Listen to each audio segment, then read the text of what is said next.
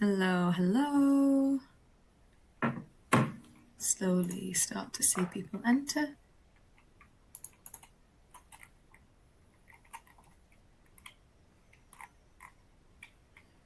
I was going to say good morning there, but good afternoon. Seeing some familiar names in the attendee list. Nice to see some names. Good afternoon, everybody. Hey, everyone. We'll just give everyone a minute to join. I know it's a new platform for me, so it must be a new platform. So some of our other attendees, so I'll just give you a few minutes to join. We do have a chat function, so let us know you're here using the chat function. It'd be great. Either hello, or if you recognize one of us, call us out by name.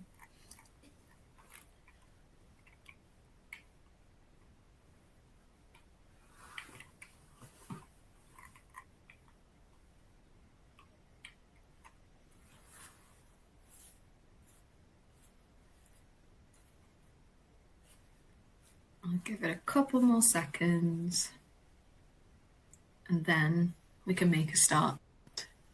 I'm pretty sure it might be people's lunches.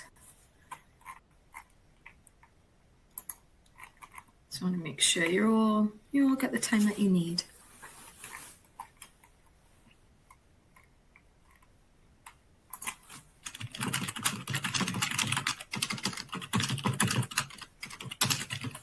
I like that we're all dressed very formal. I feel like I should have brought my 3/4 zip. Good to see you, Stuart. Nice to hear you. Nice to see your name.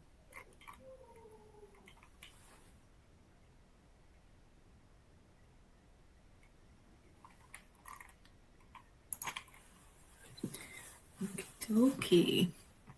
All right. Well, we're about 2 and a bit minutes in. I know there's a little bit of delay on my voice, so I'll just start off with the slide today. Hopefully you all can see us and can see our presentation. Very much looking forward to this conversation because that's what it is. It's the honest conversation.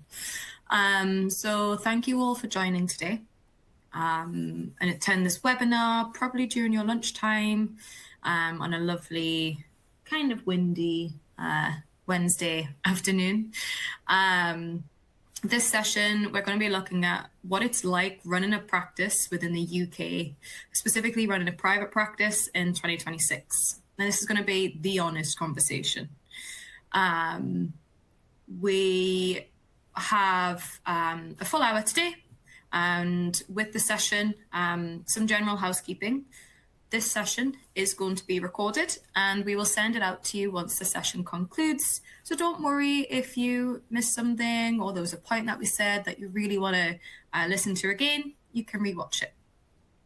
And there will be time for a question answer at the end, but that doesn't stop you from using the Q&A feature to populate your questions earlier. We could maybe answer them earlier, or you can just save them until the end. So we've allocated a bit of time for that. But otherwise, in terms of just generally using the chat, please use it. We want this to be a conversation.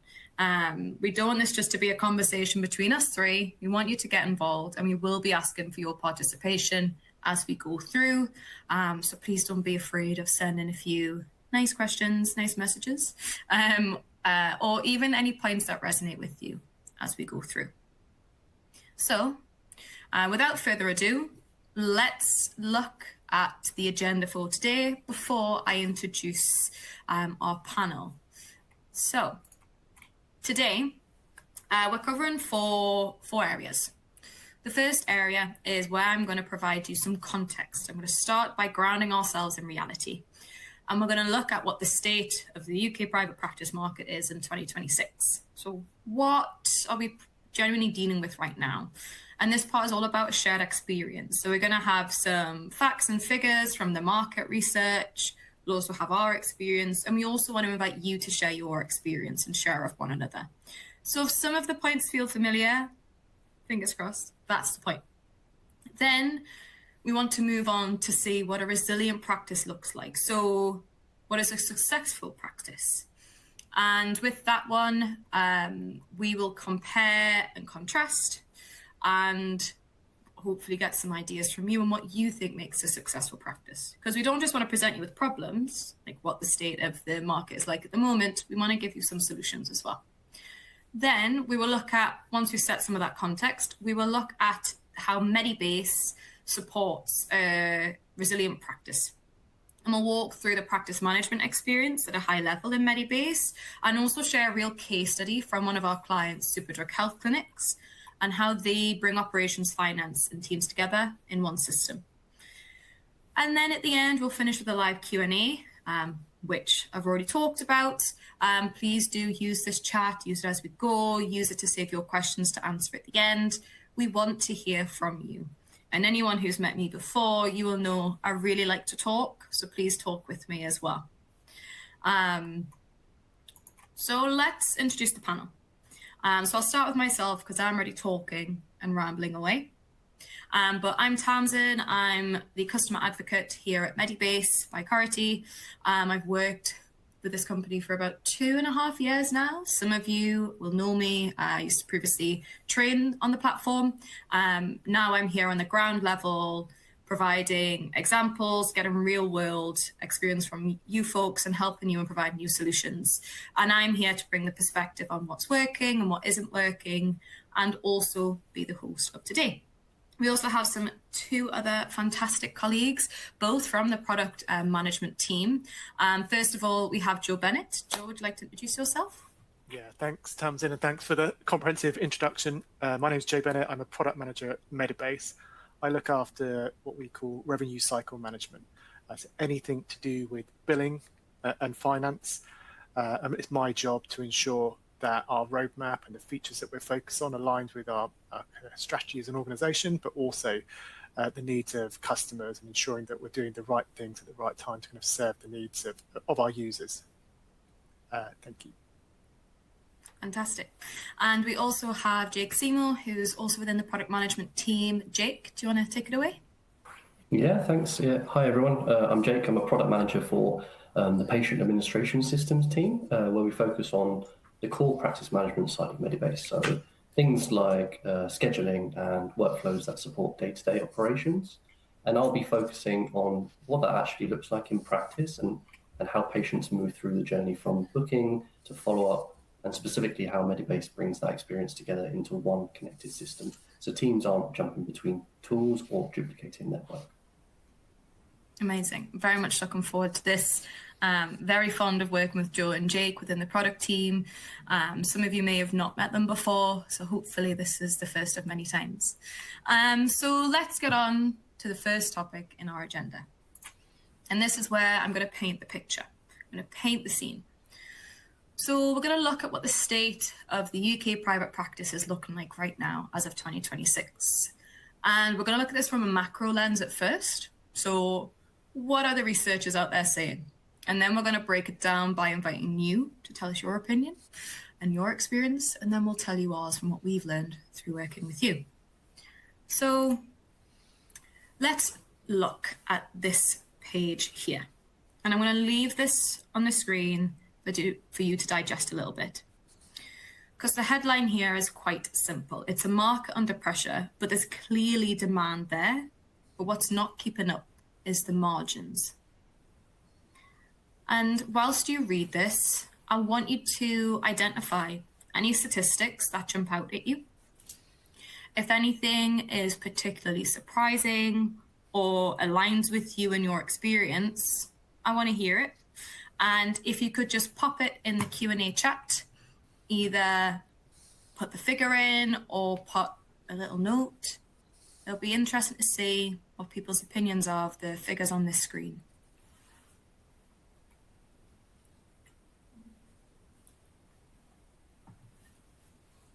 I'll just wait for some results to come through. I know for me, the increase in private hospital admissions being self-pay, an increase since pre-pandemic. And I know I've seen that statistic a lot And I've seen another statistic regarding that, regarding self-pay, which is really interesting. So obviously there's quite an increase in demand because that was only 3 years ago now. Quite an increase. Is there anything that surprises yourself, Joe, or yourself, Jake, while we wait some answers from the audience? Yeah, I think what jumps out at me is that 15 million number. So approximately 15 million GP appointments a year are missed without notice in England. And obviously that's an NHS public sector stat, but I think that presents a lot of challenges and opportunities in the private sector as well. So it's an interesting one to explore. For sure. Yeah, what about you, Jake? That's a good one, Joe. I was going to pick that one, but I'll pick some others. I think the top middle and top right they're particularly interesting. Because the top right shows that demand is clearly increasing as the market has hit record volumes. And with NHS waiting lists still high and the number of private treatments growing, practices are seeing more and more patients than ever. So I guess it's just a case of managing that operational workload. 100%. And we've just had a message from Liz Toyce stating that demand and complexity of cases has increased significantly since 2021. Yeah. Funding is down, so efficiency has to increase whilst trying to keep up with the outcomes. Exactly. It's like there's a balance that needs to be had, but where is the balance at the moment? That's a really good point, Liz. I like how you've worded that as well. Any other points from any other attendees before I explain what this picture is actually painting?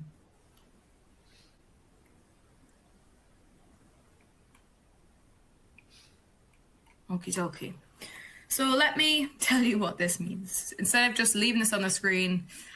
So if we look at the first section, the top row, this is talking about market size and demand. So if we look at the overall market first, the UK private healthcare was valued at around 13.8 billion in 2024. So we can imagine it's only grown further in 2 years. So it's a very healthy number and is growing clearly. At the same time, NHS waiting lists are at about 7.4 million. And that was as of Q3 2025, so not that long ago, at least to me. And as a result of that, within private treatments, we're close to seeing 1 million private treatments a year as the system absorbs the overflow from the waiting list. So we can see there's ample opportunity here, ample opportunity within the private sector space to take on that extra load and increase the market value. But we can't take on that extra load if we don't have the capacity available. So from a demand point of view, it is in a struggling market. But if we look at the last row, especially the last box, it paints a different picture. So there's been a shift in terms of who's paying. So around 34% of private hospital admissions are now self-pay, which I mentioned was a statistic I was familiar with and also still quite surprised about. So there's obviously a major shift in the patterns of who's paying, and that alone brings a different kind of pressure for expectations, price sensitivity, and additional admin complexity. As I know, we have a lot of different payer types, and sometimes patients will partially self-pay, then they might get an employer or they might get an insurer. So it brings a lot of complexities that we have to consider and work with. Then we have, as Joe mentioned, about that 50 million GP appointments are missed without notice. And whilst that is more reflective of the public sector, what about the private sector? If that's how many are in the public sector, what about the private? Are you a company who catches and charges for no-shows and last-minute cancellations? Or do you just allow that and include that within the cost? Or do you not do it because it's too much to admin to chase?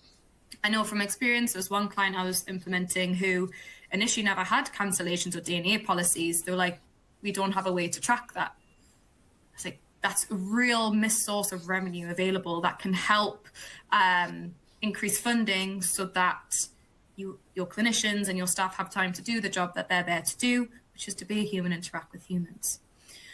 And the 6.9%, which kind of contradicts what we're saying about the market, but there's a reason for this.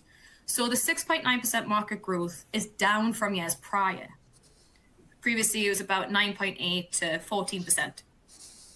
Now, this cool down, we can assume, and they've estimated that this is due to out-of-pocket spending growth declining. so the self-pay market. Now, this slower market growth and the lack of self-pay income from patients means that practices we can't afford inefficiency anymore, and the pressure of profitability and margins means you have to seek profit in other areas aside from this direct revenue. So that's where pressures come in, less work, less people there, and it does have an impact. So bring this all back, when you put it all together, you end up with a picture that you probably quite recognize of high demand and complexity and busier diaries, but the efficiency and the funding is making us not feel financially secure. And that's what we want to address. And how can we improve our operational efficiencies and plug those revenue leakage gaps to help make sure that you are happy within your role, within your practice. So over to you. On your screen, you'll see a poll, and we want to ask you these questions. So the first question that we have is, what is your biggest operational challenge right now? You have 6 options to choose from, which is hard. I am a person of too many choices, so pick one. What is your biggest operational challenge right now? And just click on the answer. So I can see one of you submitted.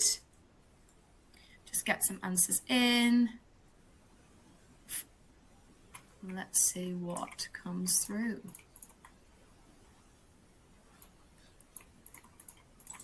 If you have a separate challenge that's maybe not on this list, use the Q&A. That's what it's there for. Give us some other options.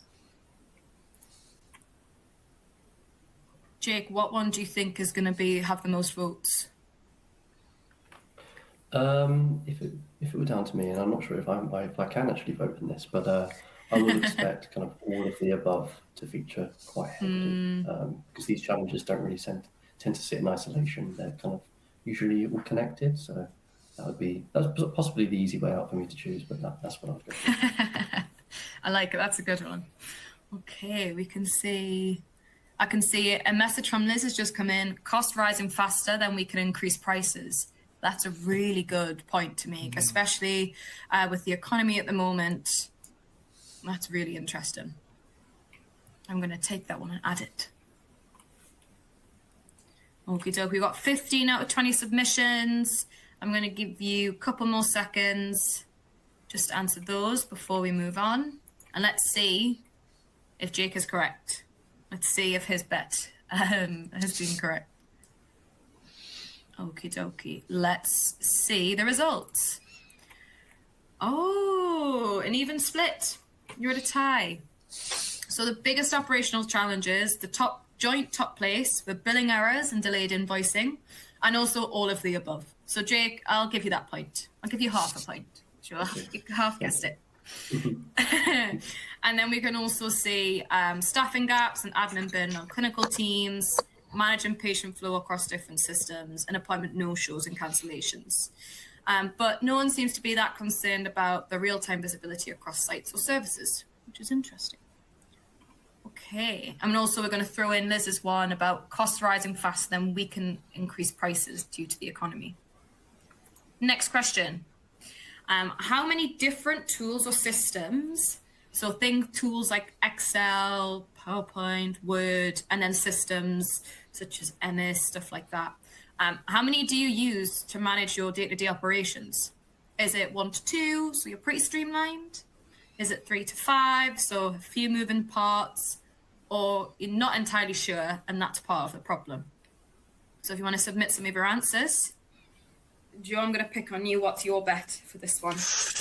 Well, this one's tricky, but I would be very surprised if we had more A's than we had more than B and C. I'll put my money on B, I think, for this one. Yeah. Okay.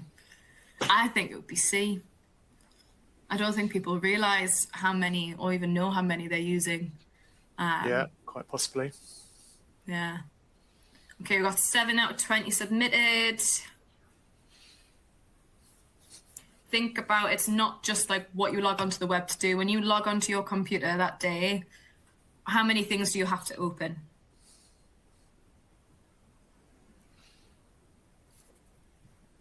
some answers through. Let's hope you get this point, Joe. Yeah. It's a competition now. Who's the best at betting? Definitely not me. And again, as last time, if there's any other suggestions that aren't on the list, pop them in. If you know you use 12 systems, put it in the chat. Okay, you've got 14 out of 20. Give it 2 more seconds.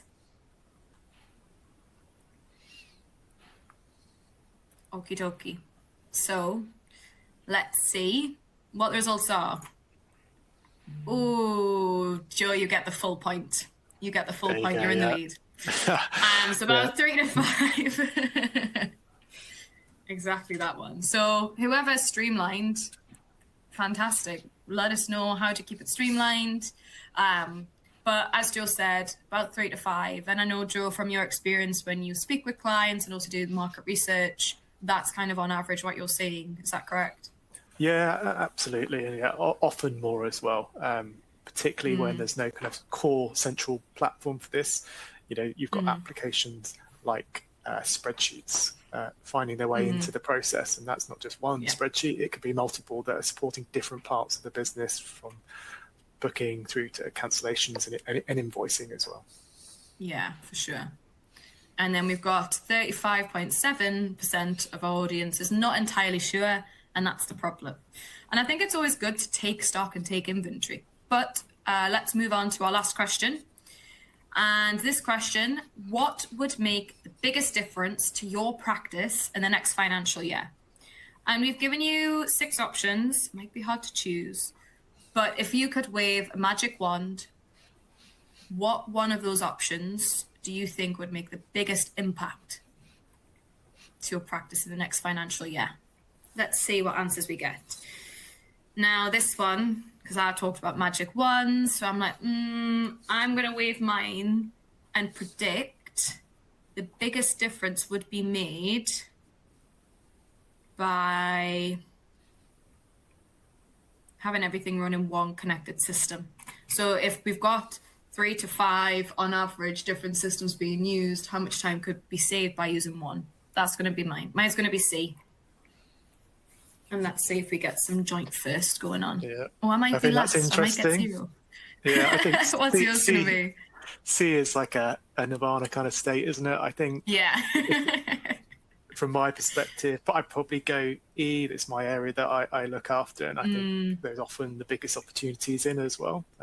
Particularly when there's complex billing rules and multiple third parties involved. Yeah. So that's a big one for me. Definitely. Even then, the accountancy integrations. Every time I'm on the tube, there's a new accountancy platform, books correcting platform. Jake, what about you? What do you think would make the biggest difference? I would agree with Joe. Supposed to back me. Sorry. But I think it's particularly a hard one to get right, and it's an important one to get right. So I would say that would make a huge difference. Very true. Very true. Okay, let's see. Let's see if the audience have decided to side with me, or I do agree with Joe. Joe has convinced me. Like, that is a pretty important one. It's one I see all the time. It's one I work a lot with clients to bring in to the system just to make it a bit easier. Okay, wait on one more answer. And let's see. Okay. Last answers. Let's see. Drum roll, please. Well, I'm not technically wrong. It's very much shared across all of the answers. So the one that comes in the most is getting more patients through the door. It's the biggest difference that will be made to your practice is getting more patients through that door. Followed by cutting down on admin and manual workarounds.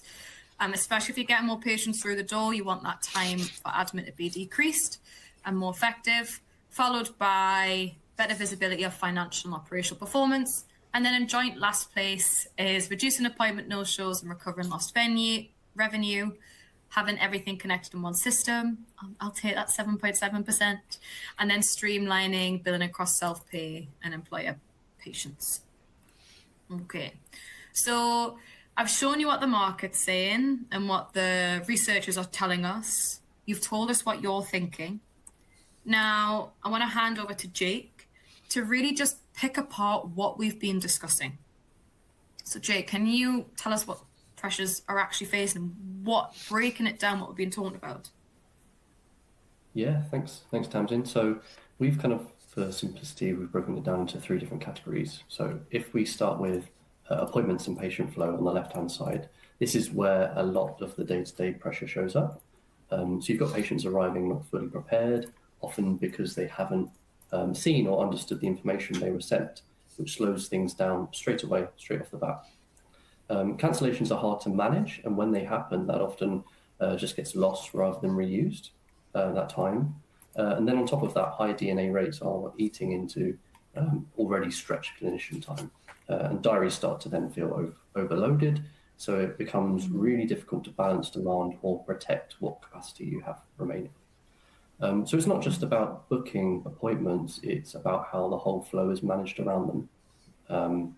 So if we move on then to the other big theme we hear, which is around systems and visibility, a lot of practices are still relying on spreadsheets or manual workarounds to fill the gaps between systems.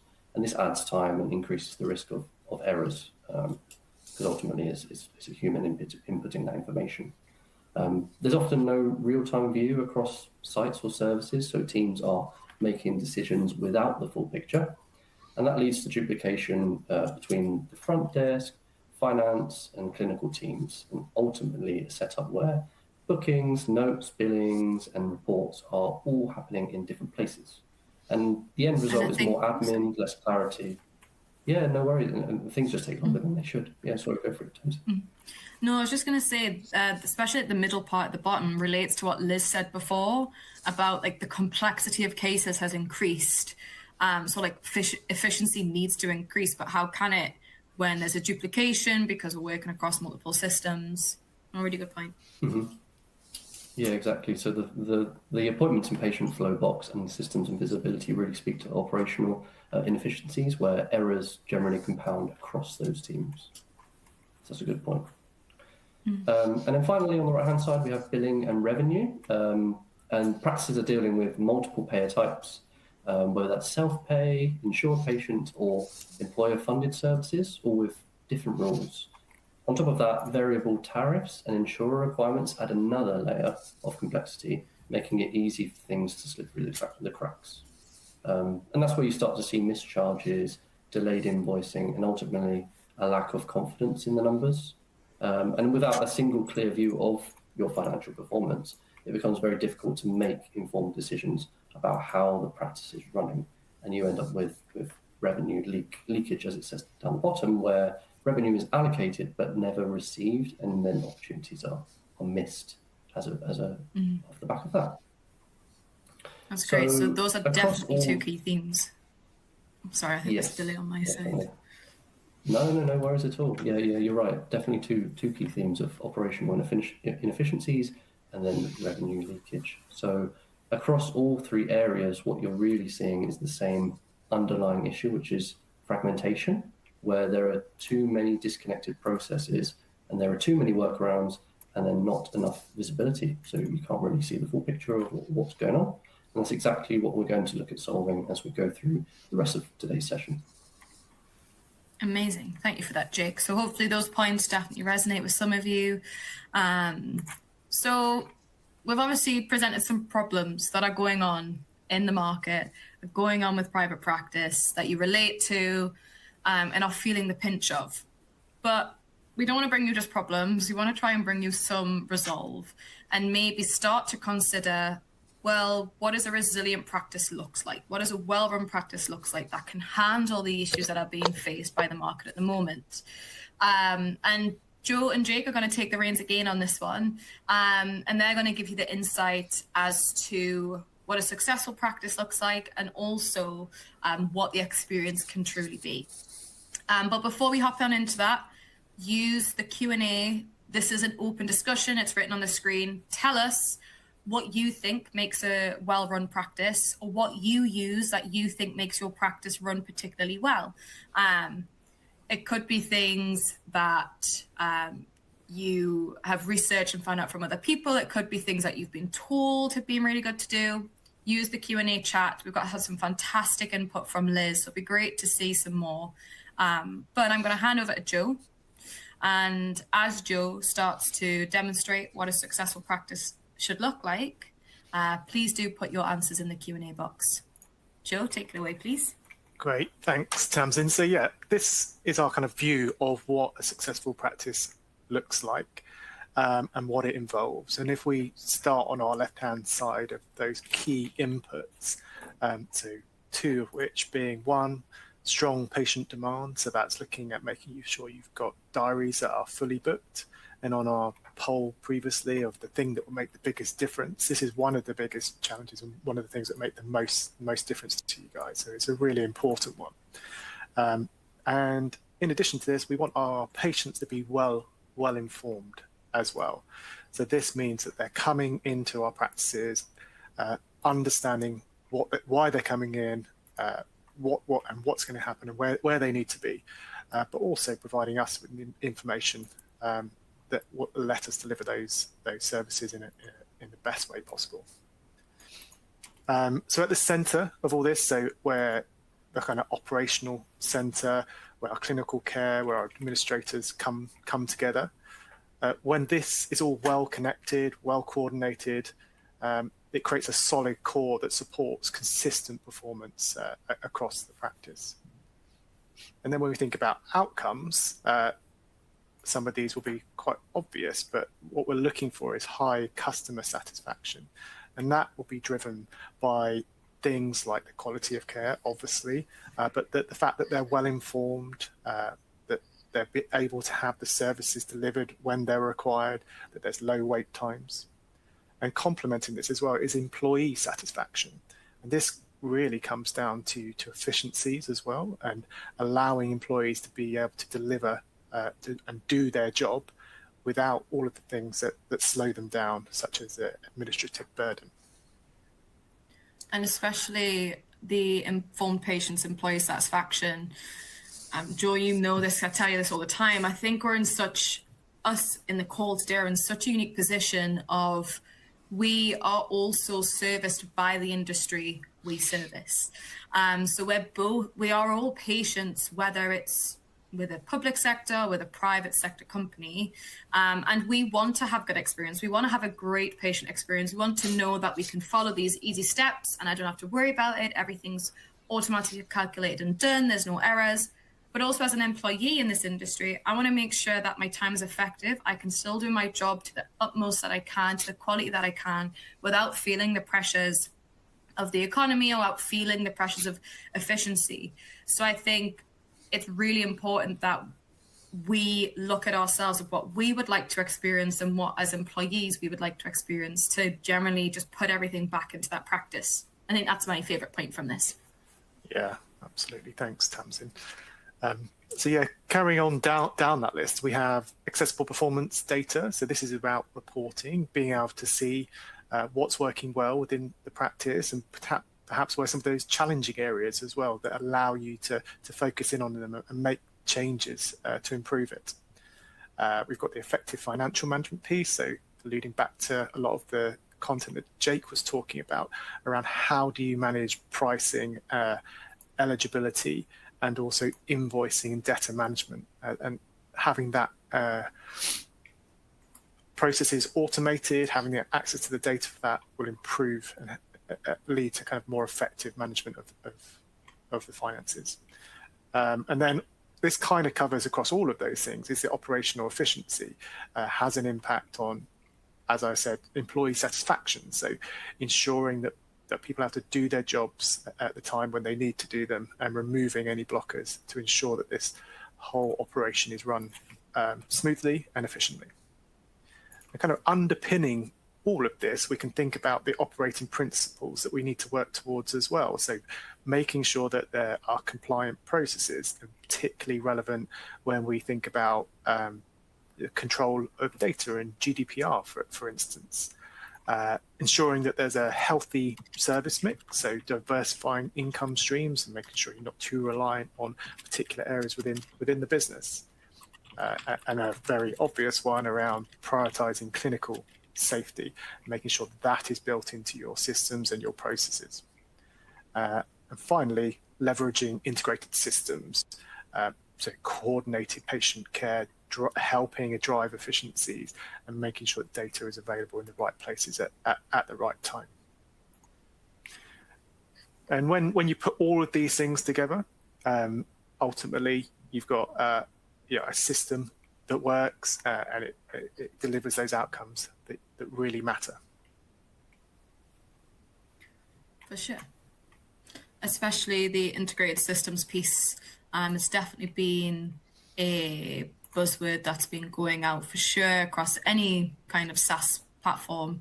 And, we have one phone to do everything that can then connect to other things. And I think going forward as an operating principle, it's vital that any platform that you utilize has that capacity to do that. I know, Joe, you're going to talk a little bit more about integrated systems and especially the work we've been doing to kind of make it easier for our customers. So hopefully this has painted the picture. Everyone can see that it is, we can see a vision. There is a vision of having strong inputs to produce great outcomes of not just revenue, but also that employee satisfaction and accessible performance data and high customer satisfaction.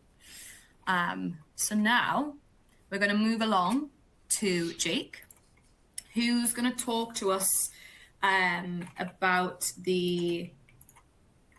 I'm going to move with Joe. Sorry. We're going to move along to Joe to talk to us about the Medibase practice management experience, and Jake a little bit after then, and talking to us about Medibase at its core. So back to you, Joe. Great, thank you. Yeah, thank you. I'm just going to cover the Medibase part before Jake jumps into some kind of patient and clinician workflows. So this is our high-level view of Medibase as a practice management solution, providing a full set of capabilities to help run an efficient, resilient, and hopefully successful practice. That kind of concept of a single connected system.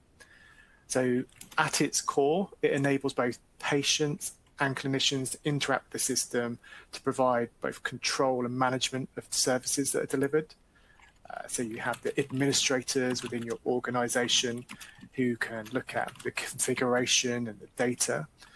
And you have the clinicians who have access to record data and to facilitate safe and comprehensive care in a single place.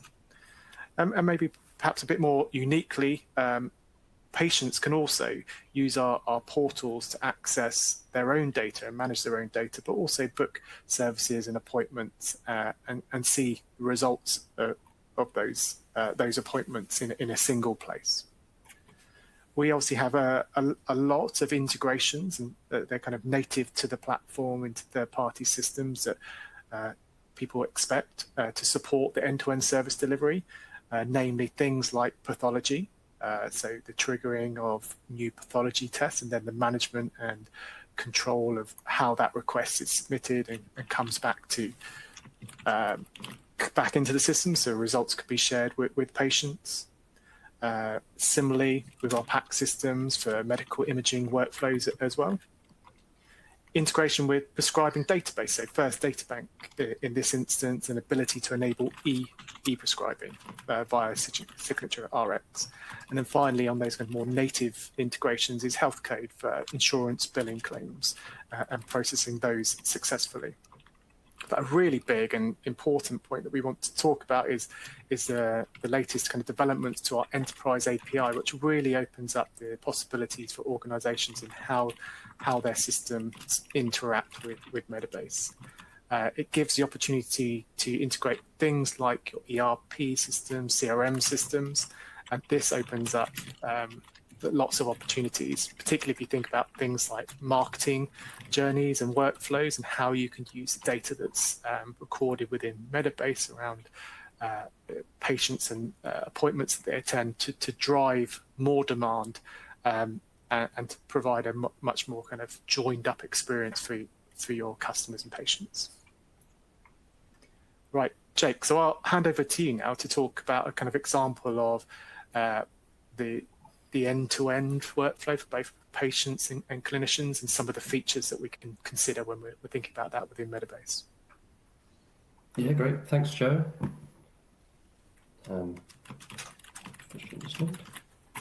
Okay, so this is what day-to-day practice management looks like, from booking on the left-hand side through all the preparation, pre-appointment, into the appointment itself, and then everything that happens afterwards, post-appointment. So starting at the booking stage on the left-hand side, this is where demand is captured and shaped. And I know this is quite an important aspect because the pool results where we said we want more patients through the door. So tools that we have in Medibase, like the slot finder, help teams quickly find the right availability across clinicians, services, and locations, while the online portal then allows patients to self-book and even register themselves, which helps to grow the patient population. And together, these tools expand booking capacity, allow more appointments to be filled in a given time period, and things like memberships and sign-up codes make sure patients are placed onto the correct charge band from the start, so billing is accurate from the moment the booking is made, which helps avoid mischarges later on. And this is something that we kind of discuss between ourselves as something we expect it to be quite a difficult thing. It's difficult to get right. It's important to get right. And on top of that, online payments allow you to capture revenue up front rather than chasing it later, which again reduces the risk of revenue being allocated but never actually received, so it reduces that revenue leakage. Moving into the pre-appointment stage, and this is where a lot of the preparation and efficiency is created, and where we typically see a big impact on DNA rates from our clients. So pre-appointment questionnaires and automated communication work together to reduce those DNAs and make sure patients arrive prepared. That removes friction on the day and helps clinics run much more smoothly. And for complex journeys, we have attendee modification, which supports multi-part appointments by making sure the right clinicians or attendees are involved at each stage. And then finally, case management ties all of that activity together in a simple, connected journey rather than having separate interactions. So you don't have to go searching for your patient data. It's all together nice and neatly in one place. And then during the appointment itself, if we move on to the next stage, everything is brought into one place. You have clinical tools like structured forms, prescribing, and pathology ordering to reduce friction during that consultation. And this helps appointments run on time while reducing the admin, so clinicians can spend more time with the patient. So it's very, very important that clinicians actually get that one-on-one time with the patient rather than having to do lots and lots of admin. So the single health record gives a complete real-time view of the patient, ensuring all clinical activity is captured in a structured, consistent way. But of course, not everything goes to plan, so cancellations and DNAs are handled as part of the workflow rather than sitting outside it. And that's key for both managing capacity and protecting that revenue that would otherwise be lost. And then if we finally move on to post-appointment, we have follow-up communications which keep patients informed, while pathways support ongoing care. So that may be care plans or follow-up bookings, which help to drive retention and continuity of care. So it's great for the patient. At the same time, debtor management ensures that any outstanding payments are tracked and recovered, which reduces delays in invoicing and improves that cash flow.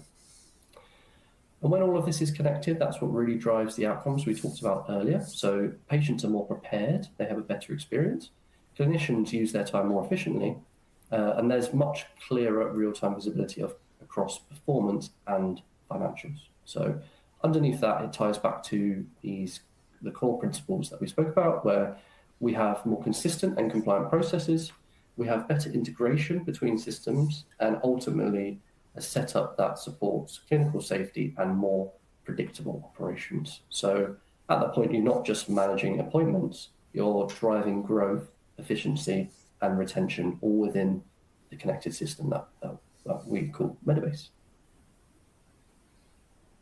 I like that. That's summarized really nicely. Thank you. Wonderful. So move along to Joe.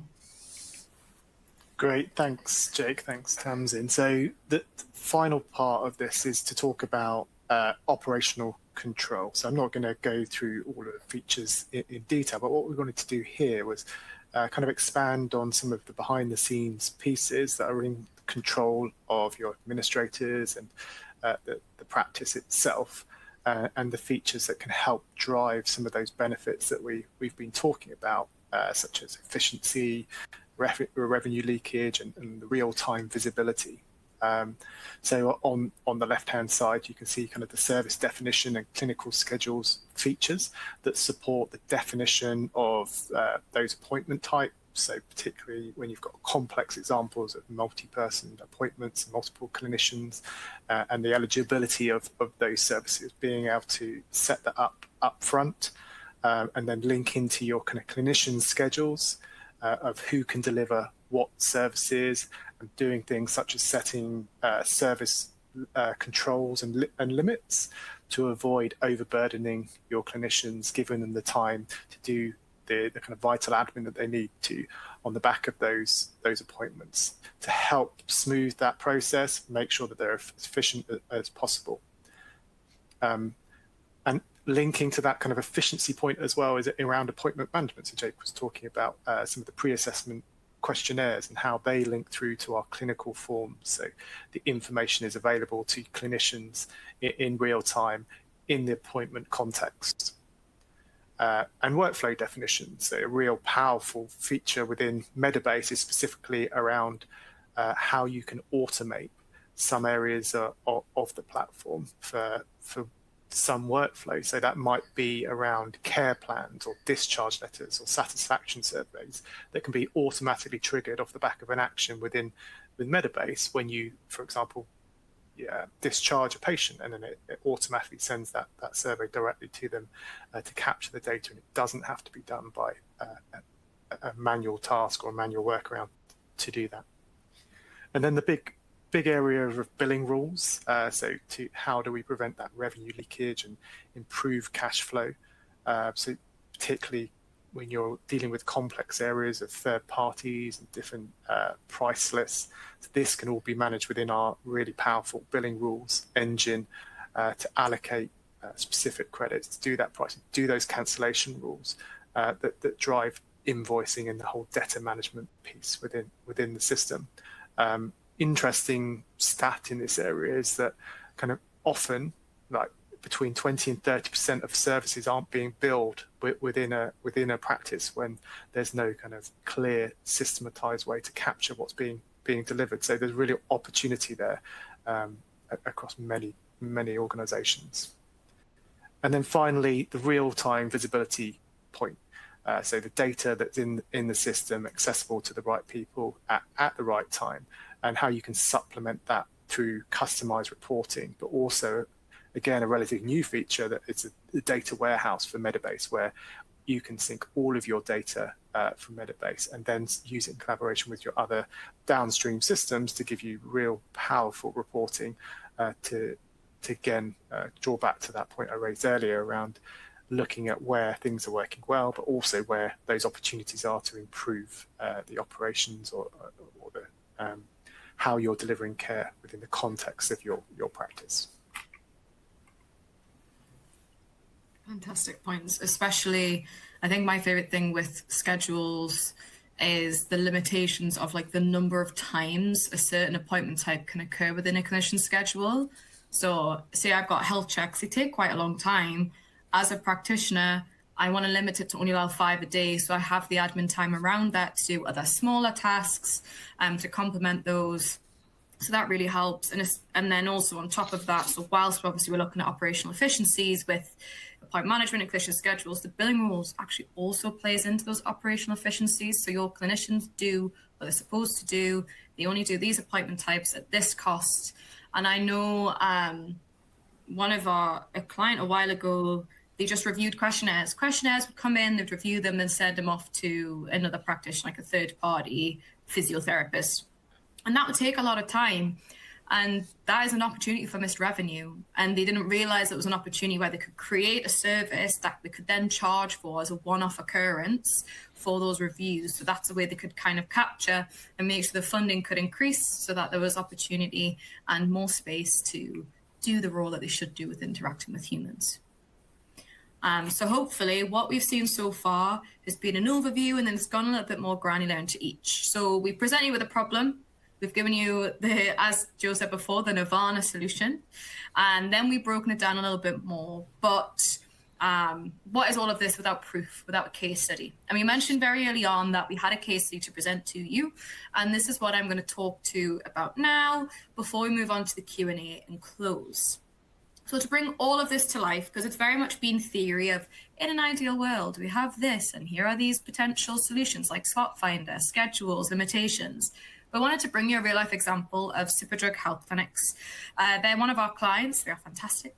But they are a very, very large company. They operate more than 60 nurse and pharmacist-led clinics across the UK, multiple cities across the UK, and then multiple stores within those cities. So very, very busy. And they offer a wide range of services, from vaccinations and blood tests to health checks and even aesthetics as well, all across multiple sites with different people doing them of different levels. So it's kind of like a neural network. There's a lot going on. And that level of scale creates real operational complexity. They need to manage bookings, clinical records, patient consent, and billing across all of these locations, service types, and payer structures without increasing that admin workload. And their challenge definitely wasn't lack of demand. It was just making sure that our systems could keep up with how fast their service was growing. And so what Medibase was able to do and help them with was enable a single connected system across all of these sites, which allowed for centralized diaries and reporting, even stock control. It also, with the Medibase system, allowed them for a fast booking platform for individual patient and even group bookings.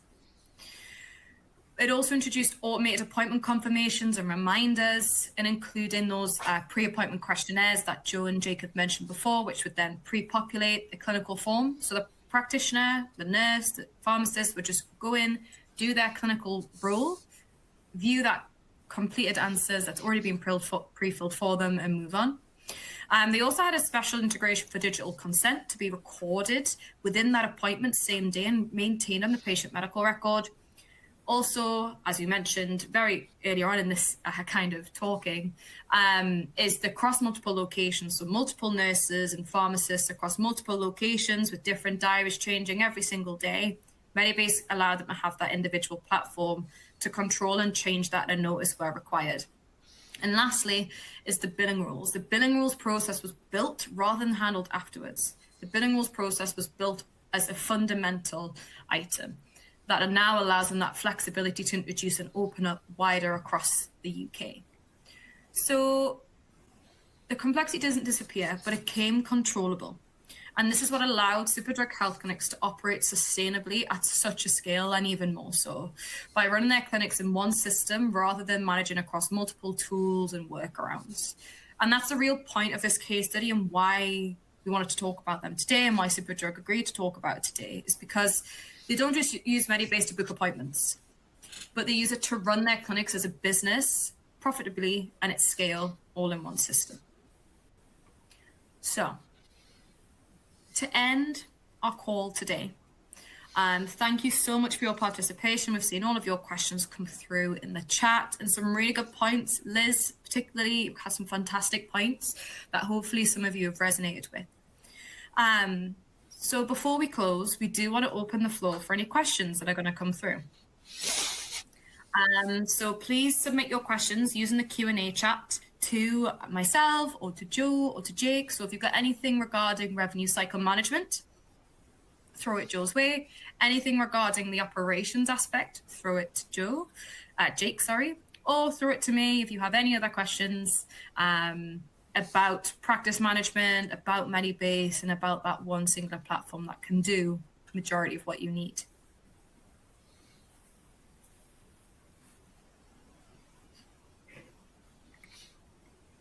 We'll get some questions coming through.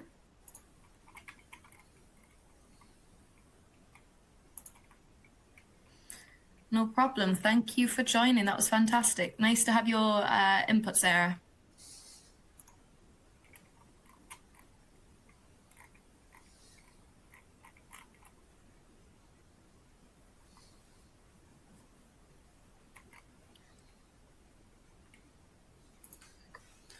if people don't want to ask questions now, then of course you can follow up with us individually after, or send us an email, drop us a line. Yeah, more than happy to answer questions that you have.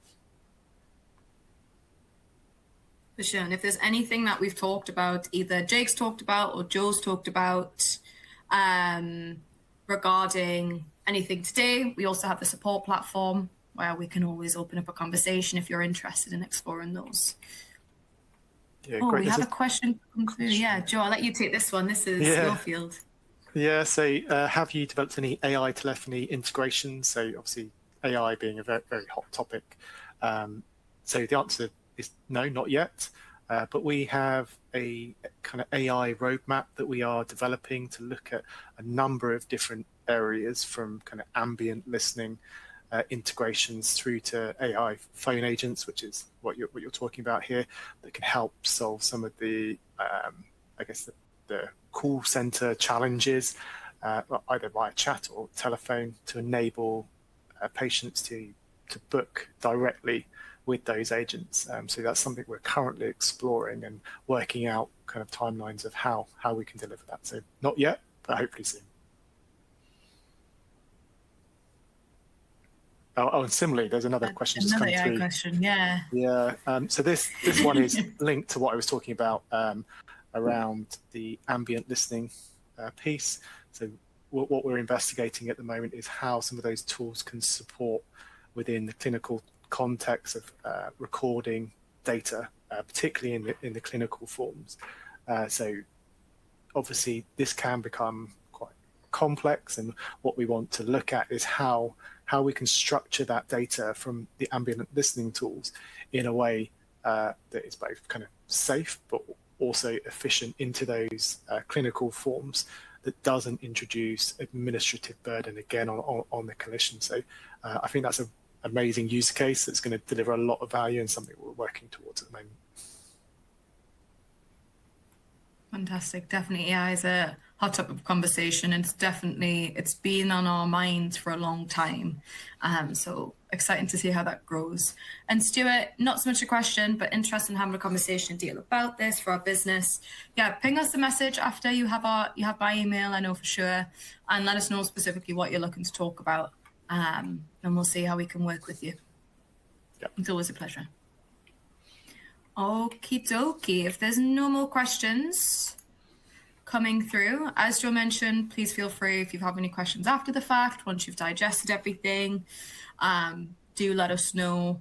But otherwise, that is everything from us today. And hopefully you'll be ready to see Medibase in your practice soon if you don't already use it. And if you want to book a demo or speak to the team, obviously the recording will be sent out to all registered attendees afterwards. Thank you to Joe and Jake for your time. It's fantastic doing this with you, and some really great insights. And it's always a pleasure to work with you both. And thank you to all attendees for your questions, your inputs, and just your time. So thank you so much, everyone. Have a good rest of your day. Thank you, everyone. Yeah, thank you, everyone.